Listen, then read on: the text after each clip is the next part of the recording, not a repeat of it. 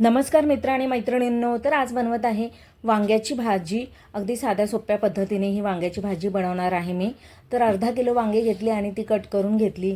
त्यानंतर एक कांदा आहे तो मी कट करून घेतला। 7-8 लसणाच्या पाकळ्या आहेत त्याही घेतल्या, त्याही ठेसून घेतल्या। एक टोमॅटो कट करून घेतला।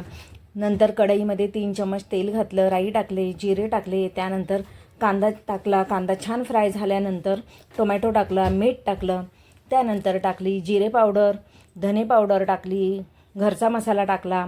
त्यानंतर मग जी वांगी आणि बटाटे कट करून ठेवलेली, अर्धा किलो वांगी होती आणि 2 बटाटे म्हणजे पाव किलो बटाटे असतील, ते सर्व घालून घेतलं आणि ह्या सर्व मसाल्यामध्ये फोडणीमध्ये मिक्स करून घेतलं। त्यानंतर गरम पाणी टाकलं आणि थोडा वेळ शिजू दिलं। अर्धी शिजल्यानंतर शेंगदाण्याचा कूट घालून घेतला आणि पुन्हा बारीक गॅसवरती शिजू दिलं आणि मस्त ही वांगे बटाट्याची भाजी झाली तयार। नक्की बनवून बघा।